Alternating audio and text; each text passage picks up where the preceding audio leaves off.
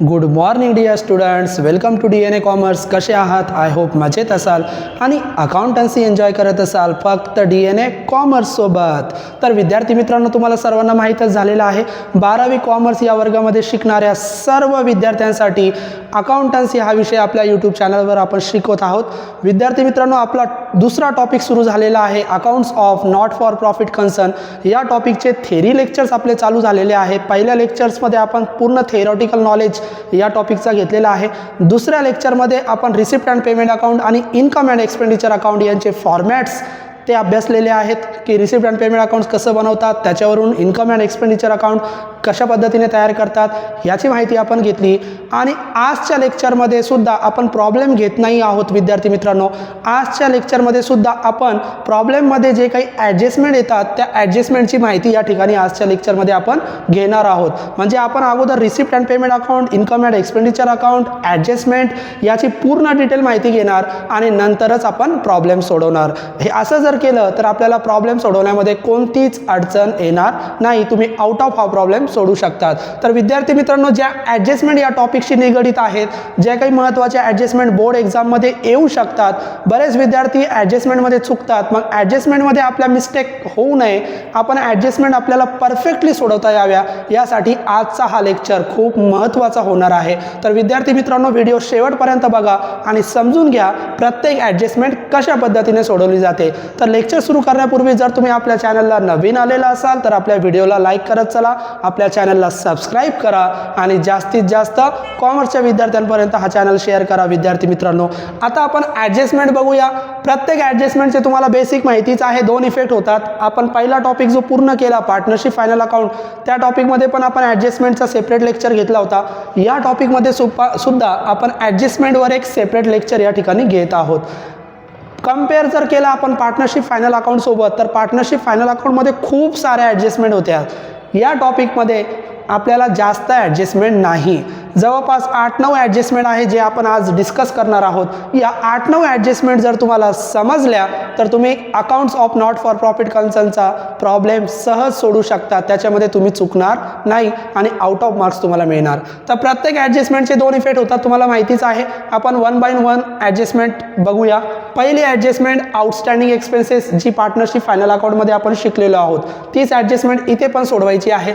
Outstanding expenses या शब्दाला अजून काही अल्टरनेटिव्ह वर्ड्स आहे जे ॲडजस्टमेंटमध्ये येतात. बरेच विद्यार्थी फक्त आउटस्टँडिंग लक्षात ठेवतात. काही वेळेस त्याला पर्यायी शब्दांचा वापर देखील केला जातो. तर ते अल्टरनेटिव्ह वर्ड्स काय आहे? अनपेड एक्सपेन्सेस किंवा एक्सपेन्सेस पेबल किंवा expenses due but not paid. Outstanding म्हणजे असे खर्च, आउटस्टँडिंग एक्सपेन्सेस म्हणजे असे एक्सपेन्सेस जे आपण अजून पेड केलेले नाही आहे. अजून आपण पेड केले नाही परंतु आपल्याला द्यावे लागतील, द्यायचे आहे. मग असा खर्च जो अजून दिलेला नाही आहे परंतु आपल्याला द्यावा लागणार आहे, असा खर्च म्हणजे आउटस्टँडिंग एक्सपेन्सेस. त्यालाच अनपेड एक्सपेन्सेस म्हणतात, जो अजून दिला नाही, किंवा पेबल किंवा ड्यू बट नॉट पेड. ह्या सगळ्या शब्दांचा एकच अर्थ होतो आउटस्टँडिंग एक्सपेन्सेस. ही ॲडजस्टमेंट तुम्हाला माहीत आहे. या ॲडजस्टमेंटचे दोन इफेक्ट काय करतात? तर पहिला इफेक्ट ही ॲडजस्टमेंट एक्सपेन्सेसवर आहे. एक्सपेन्सेसची माहिती आपण घेतली. इन्कम अँड एक्सपेंडिचर अकाउंटमध्ये एक्सपेन्सेस आपला डेबिटला असतो. मग डेबिटला तुम्ही पहिला इफेक्ट करणार, ज्या एक्सपेन्सेसवर ॲडजस्टमेंट सांगितली त्या एक्सपेन्सेसमध्ये ॲड करा. म्हणजे ज्या एक्सपेन्सेसवर असेल, समजा सॅलरीवर असेल तर सॅलरीमध्ये ॲड करा, रेंटवर असेल तर रेंटवर ॲड करा. म्हणजे आउटस्टँडिंग एक्सपेन्सेसचा पहिला इफेक्ट एक्सपेंडिचर साईडला सोडवायचा आहे, इन्कमला नाही. मग एक्सपेंडिचर साईडला काय करणार? तर एक्सपेंडिचर साईडला पहिला इफेक्ट आपण ॲड करणार.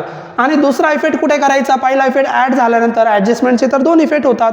मग पहिला इफेक्ट जर तुम्ही ॲड केलेला असेल तर तोच खर्च तुम्हाला द्यायचा आहे. म्हणजे ती तुमची लायबिलिटी आहे, ती तुमची जबाबदारी आहे, ते तुम्हाला द्यायचं आहे. म्हणून सेकंड इफेक्ट तुम्ही लायबिलिटी साईडला करा. कुठे? बॅलन्स शीटच्या. मग आउटस्टँडिंग एक्सपेन्सेसचे दोन इफेक्ट खूप सोपे आहे. इन्कम अँड एक्सपेंडिचरच्या डेबिटला पहिला इफेक्ट, डेबिटला म्हणजे एक्सपेंडिचर साईडला. मग डेबिटला पहिला इफेक्ट करा म्हणजे एक्सपेंडिचर साईडला करा. काय करणार? ॲड. आणि दुसऱ्यांदा बॅलन्स शीटच्या लायबिलिटी साईडला रेकॉर्ड करा. जेवढे ॲड केले तेवढे रेकॉर्ड करा. संपली. दुसरी ॲडजस्टमेंट यालाच ऑपोजिट असते. काही खर्च आपल्याला द्यायचे असतात, काही खर्च आपण ऑलरेडी दिलेले असतात, ॲडव्हान्समध्ये दिलेले असतात. मग त्यांना काय म्हणतात? Prepaid expenses. तर प्रीपेड एक्सपेन्सेसला पण एक अल्टरनेटिव्ह वर्ड आहे, ते पण तुम्ही इथं पाहू शकतात. Paid in advance. असे एक्सपेन्सेस जे ॲडव्हान्समध्ये पेड झालेले आहे, म्हणजे या वर्षाचे नव्हते, नेक्स्ट इयरचे होते, पण आपण करंट इयरमध्ये देऊन टाकले. मग एखादा खर्च जर तुम्ही अगोदरच पेड केलेला असेल तर त्याला म्हणतात प्रीपेड एक्सपेन्सेस. आउटस्टँडिंग जसं सोडवलं ना त्याच्या ऑपोजिट करायचं. आउटस्टँडिंग आपल्याला द्यायचे होते म्हणून आपण ॲड केले, प्रीपेड ऑलरेडी दिलेले आहेत, जे करंट इयरचे नव्हते ऑलरेडी दिलेले आहे नेक्स्ट इयरचे, ते आपल्याला लेस करायचे आहे. मग कुठे लेस करणार, तर खर्च म्हणजे एक्सपेंडिचर साईड डेबिटलाच लेस करायचं. म्हणजे आउटस्टँडिंग तुम्ही डेबिटला ॲड करणार, प्रीपेड असेल तर डेबिटला लेस करणार. डेबिट म्हणजे कोणती साईड आहे, एक्सपेंडिचर साईड. मग डेबिटला एक्सपेंडिचर साईडला जो प्रीपेड एक्सपेन्सेस असेल तो प्रीपेड एक्सपेन्सेस त्या एक्सपेन्सेसमधून लेस करा. आणि दुसऱ्यांदा तो प्रीपेड एक्सपेन्सेस तुम्हाला द्यायचा नाही, तुम्ही तो ऑलरेडी दिला होता म्हणून तो बॅलन्स शीटच्या असेटला रेकॉर्ड करा, ती तुमची असेट साईडला रेकॉर्ड होणार. मग आउटस्टँडिंग आणि प्रीपेड या कॉमन ॲडजस्टमेंट आहे ज्या परीक्षेमध्ये असतात. मग आउटस्टँडिंगचा पहिला इफेक्ट डेबिट साईडला ॲड करा, दुसऱ्यांदा लायबिलिटीला रेकॉर्ड करा. प्रीपेड जर असेल तर प्रीपेड डेबिट साईडला म्हणजे एक्सपेंडिचर साईडला लेस करा आणि दुसऱ्यांदा असेटला रेकॉर्ड करा. 2 ॲडजस्टमेंट आपल्या झाल्या. तिसरी ॲडजस्टमेंट डेप्रिसिएशन, ही सुद्धा पार्टनरशिप फायनल अकाउंटमध्ये झालेली आहे म्हणून तुम्हाला ती सहज सोडवता आली पाहिजे. डेप्रिसिएशन आपण नेहमी फिक्स असेटवर चार्ज करतो आणि फिक्स असेटमधून आपण डेप्रिसिएशन लेस करतो, म्हणून पहिला इफेक्ट लेस करा बॅलन्स शीटच्या असेट साईडला, जे काही फिक्स असेट असेल ज्याच्यावर विचारलं त्याच्यातून लेस करा. आणि दुसऱ्यांदा जेवढं डेप्रिसिएशन तुम्ही त्या असेटमधून लेस केलेलं असेल तेवढं डेप्रिसिएशन डेबिट साईडला, कोणत्या अकाउंटच्या, इन्कम अँड एक्सपेंडिचर अकाउंटच्या. मग इन्कम अँड एक्सपेंडिचर अकाउंटची डेबिट साईड म्हणजे एक्सपेंडिचर आणि क्रेडिट साईड म्हणजे इन्कम. मग डेबिट साईडला रेकॉर्ड करायचं आहे. म्हणजे डेप्रिसिएशनचे 2 इफेक्ट काय, बॅलन्स शीटच्या असेटमध्ये फिक्स असेटमधून लेस करा आणि दुसऱ्यांदा इन्कम अँड एक्सपेंडिचर अकाउंटच्या डेबिट साईडला रेकॉर्ड करा, म्हणजे डेबिट साईड म्हणजे एक्सपेंडिचर साईडला. मग डेप्रिसिएशनची ॲडजस्टमेंट सुद्धा कॉमन आहे, ती सुद्धा परीक्षेमध्ये येऊ शकते. फिक्स असेटमधून असेटला लेस करा, डेबिटला रेकॉर्ड करा, संपलं. चौथी ॲडजस्टमेंट आणि 5वी ॲडजस्टमेंट व्यवस्थित समजून घ्या. चौथी ॲडजस्टमेंट काय आहे आणि 5वी काय आहे. ॲक्रिव्ड इन्कम किंवा आउटस्टँडिंग इन्कम किंवा income due but not received, कोणताही शब्द येऊ शकतो म्हणून आपण सगळे शब्द इथं लिहिलेले आहेत. ॲक्रूड इन्कम याला ॲरियर्स इन्कम पण म्हणतात, तो एक शब्द लिहून ठेवा, ॲरियर्स इन्कम. इथे वाटलं तर लिहून ठेवतो, ॲरियर्स इन्कम हा पण शब्द येऊ शकतो. म्हणजे असे इन्कम जे ॲरियर्स आहे, जे आउटस्टँडिंग आहे, जे ॲक्रिव्ड आहे, जे ड्यू आहे अजून मिळालेले नाही, म्हणजे असे काही इन्कम आहे जे आपल्याला अजून मिळाले नाही पण मिळणार आहे, त्याला म्हणतात आउटस्टँडिंग इन्कम. म्हणजे income which is not received, which is not received, which will be receivable, जे आपल्याला मिळणार आहे. मग असे कोणते इन्कम आहे जे आपल्याला, त्याला आपण आउटस्टँडिंग इन्कम म्हणूया थोडक्यात. मग आउटस्टँडिंग एक्सपेन्सेस आणि आउटस्टँडिंग इन्कम, इन्कम असू द्या किंवा एक्सपेन्सेस असू द्या, आउटस्टँडिंग जे काही आउटस्टँडिंग असतं ते नेहमी तुम्ही ॲड करा. म्हणजे आता इन्कममध्ये ॲड करायचं, इथं एक्सपेन्सेसवर होतं आउटस्टँडिंग, आता आउटस्टँडिंग कशावर आहे, इन्कमवर. इन्कम तुम्हाला माहिती आहे डेबिटला एक्सपेन्सेस असतात, क्रेडिटला इन्कम असतात, म्हणून ॲड कुठे करायचं, क्रेडिटला करायचं, कारण इन्कमवर ॲडजस्टमेंट आहे, इन्कमवर. मग इन्कमवर ॲडजस्टमेंट आहे म्हणून तुम्ही क्रेडिटला ॲड करा, एक्सपेन्सेसवर ॲडजस्टमेंट असेल तर डेबिटला ॲड करायचं. मग ज्या इन्कमवर आउटस्टँडिंग असेल तो इन्कम क्रेडिट साईडला ॲड करा आणि तो इन्कम तुम्हाला मिळणार आहे म्हणून तुम्ही तो बॅलन्स शीटच्या असेटला रेकॉर्ड करा, संपली ॲडजस्टमेंट. असा इन्कम जो आउटस्टँडिंग आहे, तर आउटस्टँडिंग एक्सपेन्सेस आणि आउटस्टँडिंग इन्कम लक्षात घ्या. आउटस्टँडिंग एक्सपेन्सेस द्यायचा आहे, आउटस्टँडिंग इन्कम मिळणार आहे, पहिला इफेक्ट ॲड. एक्सपेन्सेस डेबिटला असतात म्हणून डेबिटला ॲड, इन्कम क्रेडिटला असतात म्हणून क्रेडिटला ॲड. एक्सपेन्सेस द्यायचे आहे म्हणून लायबिलिटीला, इन्कम मिळणार आहे म्हणून असेटला. म्हणजे आउटस्टँडिंग एक्सपेन्सेस आणि आउटस्टँडिंग इन्कम एकमेकांच्या ऑपोजिट आहे. सेकंड इफेक्ट हा लायबिलिटीला, हा असेटला. पहिला इफेक्ट कॉमन आहे, इकडे पण ॲड, इकडे पण ॲड, फक्त हा एक्सपेन्सेसवर आहे म्हणून डेबिटला ॲड, हा इन्कमवर आहे म्हणून क्रेडिटला ॲड. या पद्धतीने तुम्ही सोडू शकतात. मग आउटस्टँडिंग इन्कम, इन्कमवर विचारलं तर इन्कम म्हणजे क्रेडिट साईड, क्रेडिटला ॲड करा आणि दुसऱ्यांदा तो तुम्हाला मिळणार आहे म्हणून बॅलन्स शीटच्या असेटला रेकॉर्ड करा. आता adjustment number 5, income received in advance, pre received income पण त्याला म्हणतात. असा इन्कम जो मिळायचा नाही आहे, ऑलरेडी मिळाला आपल्याला, म्हणजे पुढच्या वर्षाचा इन्कम चालू वर्षामध्ये मिळाला, मग आता इथं मिळायचा होता म्हणून आपण तो काय केला, ॲड केला, कारण तो मिळणार होता. आता असा इन्कम आहे जो ऑलरेडी आपल्याला मिळालेला आहे, ॲडव्हान्समध्ये मिळाला, तो करंट इयरचा नाही आहे, तो नेक्स्ट इयरचा आहे, तो ॲडव्हान्समध्ये मिळाला. मग काय करायचं, एखादा एक्सपेन्सेस जर ॲडव्हान्समध्ये मिळाला तर लेस करतात, तसंच एखादा इन्कम जर ॲडव्हान्समध्ये मिळाला तरी लेस करा. मग इन्कम कुठे लेस करायचं, इन्कम कुठे असतं, क्रेडिटला, मग लेस करा क्रेडिटला. ज्या इन्कमवर असेल त्या इन्कममधून लेस करा क्रेडिटला. आता तो मिळाला आहे आपल्याला, मिळणार नाही, तो ऑलरेडी मिळाला होता, तो या वर्षाचा आहे का, नाही, तो ॲडव्हान्समध्ये मिळाला म्हणजे तो नेक्स्ट इयरचा आहे, तर या वर्षी आपण तो काय म्हणून दाखवणार, लायबिलिटी. मग आउटस्टँडिंग इन्कम ॲड करा, दुसऱ्यांदा बॅलन्स शीटच्या असेटला रेकॉर्ड करा. परंतु एखादा इन्कम ऑलरेडी ॲडव्हान्समध्ये मिळाला तर तो इन्कम ॲड नाही करायचा, ऑलरेडी मिळाला आहे, मग तो लेस करा आणि दुसऱ्यांदा तो या वर्षाचा नाही आहे म्हणून कुठे दाखवा, लायबिलिटी साईडला. संपलं. म्हणजे याचा ऑपोजिट इफेक्ट करा. आउटस्टँडिंग इन्कम जो मिळणार आहे तो ॲड करा, जो ऑलरेडी मिळाला तो लेस करा, कुठे, क्रेडिट साईडला. हा मिळणार आहे म्हणून असेटला, हा ऑलरेडी मिळाला म्हणून कुठे दाखवायचा, लायबिलिटीला. संपले. 5 ॲडजस्टमेंट आपण शिकलो. एखादा इन्कम करंट इयरचा आउटस्टँडिंग असेल ॲड करा, दुसऱ्यांदा असेटला. एखादा इन्कम ॲडव्हान्स मिळाला लेस करा, कुठे, क्रेडिटला, आणि दुसऱ्यांदा लायबिलिटीला दाखवा. आता ही एक नवीन ॲडजस्टमेंट आहे जी non accounts of not for profit concern म्हणजे नॉन ट्रेडिंग ऑर्गनायझेशनमध्ये विचारली जाते. Capitalisation of entrance fees. आता इथं फक्त एंट्रन्स फीजवर विचारतात का, नाही, कोणत्याही फीजवर विचारलं जाऊ शकतं, कोणत्याही इन्कमवर विचारलं जाऊ शकतं. फक्त मी इथं उदाहरण म्हणून एंट्रन्स फी घेतलं. ॲडजस्टमेंटचं नाव आहे कॅपिटलायझेशन. असे काही फीज असतात जे आपल्याला कॅपिटल फंड म्हणून ॲड करावे लागतात. तर कॅपिटलायझेशनची ॲडजस्टमेंट इन्कमवर विचारली जाते, हे लक्षात घ्या. कॅपिटलायझेशनची ॲडजस्टमेंट नेहमी इन्कमवर विचारली जाणार. इन्कम म्हणजे कोणती साईड, क्रेडिट साईड. मग ज्या इन्कमवर विचारली कॅपिटलायझेशनची ॲडजस्टमेंट त्या इन्कममधून तेवढं कॅपिटलायझेशन लेस करायचं. म्हणजे पहिला इफेक्ट, ज्या इन्कमवर विचारलं, इथं कोणत्या इन्कमवर विचारलं, एंट्रन्स फी, मग एंट्रन्स फीमधून लेस करा, कुठे असणार, इन्कम साईड म्हणजे क्रेडिटला असणार. मग ज्या इन्कमवर कॅपिटलायझेशनची ॲडजस्टमेंट आलेली असेल त्या इन्कममधून तेवढं कॅपिटलायझेशन लेस करा. कॅपिटलायझेशन एकतर तुम्हाला डायरेक्ट सांगणार 10,000 5,000 लेस करा म्हणून, किंवा पर्सेंटेजमध्ये सांगणार 20%, 40%, 50%, 70% कॅपिटलायझेशन असं सांगितलं. तर जेवढं कॅपिटलायझेशन सांगितलं तेवढं इन्कममधून लेस करायचं आहे, लक्षात घ्या. इन्कम म्हणजे क्रेडिट साईड. मग क्रेडिट साईडला लेस करा आणि दुसऱ्यांदा ते कॅपिटलायझेशन आपण कॅपिटल फंडसाठी वापरणार आहोत म्हणून दुसऱ्यांदा ते कॅपिटल फंडमध्ये ॲड करा. मग कॅपिटलायझेशनची ॲडजस्टमेंट खूप सोपी आहे. विद्यार्थी गोंधळ करतात. जे कॅपिटलायझेशन कशावर विचारतात, इन्कमवर. मग इन्कम कुठे असतात, क्रेडिटला. ज्याच्यावर विचारलं त्याच्यातून लेस करा इन्कममधून आणि कॅपिटल फंडमध्ये तेवढं कॅपिटलायझेशन ॲड करा. समजा एंट्रन्स फीमध्ये तुम्ही लेस केलं तर जे लेस केलं ते नंतर कॅपिटल फंडमध्ये ॲड करा. कॅपिटल फंड कुठे असतो, बॅलन्स शीटच्या लायबिलिटी साईडला. मग कॅपिटलायझेशनचे 2 इफेक्ट काय, तर कॅपिटलायझेशनचे 2 इफेक्ट खूप सोपे. कॅपिटलायझेशन इन्कमवर असते, इन्कम म्हणजे क्रेडिट साईड. ज्याच्यावर विचारलं त्याच्यातून लेस करायची आणि दुसऱ्यांदा बॅलन्स शीटच्या लायबिलिटीला कॅपिटल फंडमध्ये ॲड करायची. संपले. या पद्धतीने 2 इफेक्ट आहे. तुम्ही हे सगळे इफेक्ट लिहू शकतात, लिहून घ्या नोटबुकमध्ये आणि तुम्हाला जर काही अडचणी असेल तर मला कमेंटमध्ये विचारत चला. पुढची ॲडजस्टमेंट आहे क्लोजिंग स्टॉक ऑफ स्टेशनरी.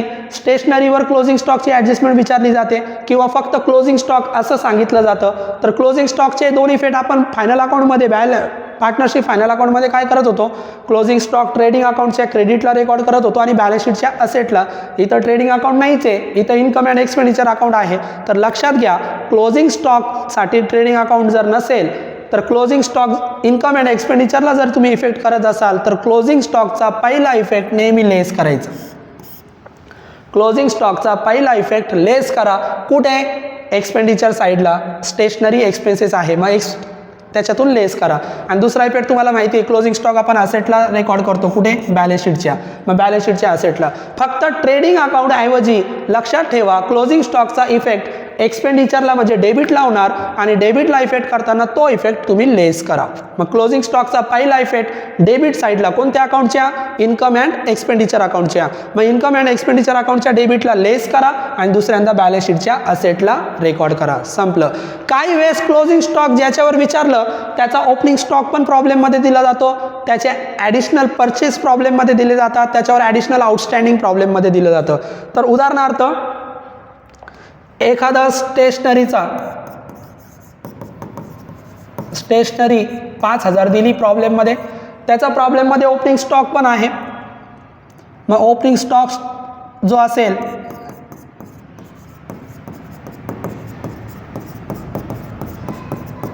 2000 तो ॲड करा. त्याच्यानंतर याचे परचेस जर असतील ॲडिशनल परचेस तर परचेस पण ॲड करा जे असतील ते. फॉर एक्झाम्पल याचं जर आउटस्टँडिंग विचारलं तर आउटस्टँडिंग पण ॲड करा. आणि नंतर सगळ्यात शेवटी याचा क्लोजिंग स्टॉक जो काही असेल, फॉर एक्झाम्पल आपण म्हणूया 2000, तर हे 2000 लेस करा आणि जो फायनल अमाऊंट असेल ती आउटरला रेकॉर्ड करा या पद्धतीने. त्याच्यानंतर क्लोजिंग स्टॉक इथं डेबिटला लेस केला. त्याच्यानंतर हा जो क्लोजिंग स्टॉक 2000 आहे तो बॅलन्स शीटच्या कुठे दाखवणार, असेट साईडला. क्लोजिंग स्टॉक किती होता, 2000. या पद्धतीने तुम्ही सोडवा. म्हणजे डिटेलमध्ये जर दिलं, त्याचं ओपनिंग स्टॉक पण दिलं, परचेस पण दिले, आउटस्टँडिंग पण दिले, तर जेवढे दिले ते ॲड करा आणि शेवटी क्लोजिंग स्टॉक काय करा, लेस करा. हे काहीच नाही दिले, ओपनिंग बॅलन्स नाही दिला, परचेस नाही दिला, आउटस्टँडिंग वगैरे काहीच नाही दिलं, तर डायरेक्ट क्लोजिंग स्टॉक लेस करा आणि दुसऱ्यांदा बॅलन्स शीटच्या असेट साईडला रेकॉर्ड करा. तर या पद्धतीने तुम्ही क्लोजिंग स्टॉकची ॲडजस्टमेंट सोडू शकतात. मग क्लोजिंग स्टॉकचे 2 इफेक्ट काय, अगदी सोपं आहे. पहिला इफेक्ट एक्सपेंडिचर साईडला, डेबिट साईडला लेस करा आणि दुसऱ्यांदा बॅलन्स शीटच्या असेटला रेकॉर्ड करा. आता सबस्क्रिप्शनची ही काही सेपरेट ॲडजस्टमेंट नाही आहे. ही तर जी ॲडव्हान्स इन्कमची ॲडजस्टमेंट वगैरे शिकलो ना आपण तशीच आहे. फक्त सबस्क्रिप्शनची ॲडजस्टमेंट एक विशिष्ट विचारली जाते आणि मुलांमध्ये एक भीती असते की सबस्क्रिप्शनची ॲडजस्टमेंट कशी सोडवायची. तर खूप सोपं आहे, लक्षात घ्या. पहिलं तर एक लक्षात घ्या, इथं आपण मी तुम्हाला सांगतो इन्कम अँड एक्सपेंडिचर अकाउंट.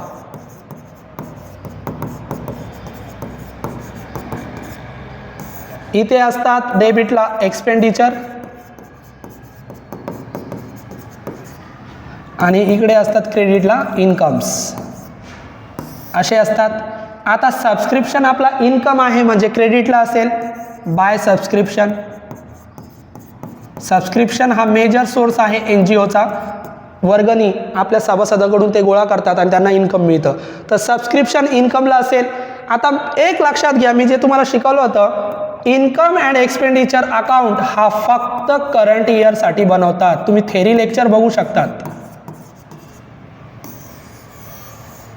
कोणत्या इयरसाठी बनवतात, फक्त करंट इयरसाठी बनवतात. म्हणजे या इन्कम अँड एक्सपेंडिचरमध्ये तुम्ही फक्त करंट इयरचं सबस्क्रिप्शन जर विचारलं चालू वर्षाचं, तेवढंच रेकॉर्ड करा, तेवढंच तुम्ही ते ॲड करा. जर सबस्क्रिप्शन नेक्स्ट इयर किंवा प्रिव्हियस इयरचा असेल तर ते तुम्ही इकडं दाखवू नका, ते तुम्हाला लेस करावं लागेल, कारण हा फक्त करंट इयरचा असतो. तर ॲडजस्टमेंट आपण बघूया. सबस्क्रिप्शन 2 प्रकारचे मी इथं सांगितले, आउटस्टँडिंग सबस्क्रिप्शन करंट इयर आणि advance subscription next year. Current इयरचा जर असेल तर करंट इयरचा आपण चालू वर्षामध्ये विचार करतो, तर करंट इयरचं काय करायचं, करंट इयरचं जर सबस्क्रिप्शन असेल तर तो घ्यावा लागेल, कारण इन्कम अँड एक्सपेंडिचर अकाउंट हा करंट इयरलाच बनवतात. म्हणजे करंट इयरचा जर सबस्क्रिप्शन असेल तर तो तुम्ही ॲड करा. कोणता, करंट इयरचा. करंट इयरचा सबस्क्रिप्शन जर विचारला तर तो काय करा, ॲड करा. बघा इथं करंट इयरचा सबस्क्रिप्शनमध्ये काय करा, ॲड करा. कोणत्या साईडला, इन्कम साईडला. आणि तो तुम्हाला मिळणार आहे म्हणून तुम्ही बॅलन्स शीटच्या असेट साईडला रेकॉर्ड करा. म्हणजे करंट इयरच्या सबस्क्रिप्शनचे 2 इफेक्ट काय, करंट इयरच्या सबस्क्रिप्शनचे 2 इफेक्ट, तुम्ही सबस्क्रिप्शनमध्ये तो करंट इयरचं सबस्क्रिप्शन ॲड करा, जेवढे ॲड केले तेवढे बॅलन्स शीटच्या असेटला रेकॉर्ड करा, संपलं. परंतु सबस्क्रिप्शन जर नेक्स्ट इयरचा असेल तर, कारण इन्कम अँड एक्सपेंडिचर अकाउंट तर करंट इयरचं बनवतात, करंट इयरचा असेल तर ॲड करा, घ्या त्याला, रेकॉर्ड करा. परंतु नेक्स्ट इयरचा असेल तर तो आपण रेकॉर्ड करणार नाही, कारण तो करंट इयरचा नाही आहे. मग नेक्स्ट इयरचा जर तुम्हाला मिळाला तर इथं बघा ॲडव्हान्स इन्कम मिळाला होता, नेक्स्ट इयरचा जर सबस्क्रिप्शन मिळाला तर तो चालू वर्षामध्ये कन्सिडर होत नाही, म्हणून तो सध्या चालू सबस्क्रिप्शनमधून काय करायचं आहे, लेस करायचं आहे. म्हणजे एखादा सबस्क्रिप्शन जर तुम्हाला ॲडव्हान्स मिळाला तर ॲडव्हान्स सबस्क्रिप्शन लेस करा. कोणता सबस्क्रिप्शन, ॲडव्हान्स. कोणत्या इयरचा, नेक्स्ट इयरचा.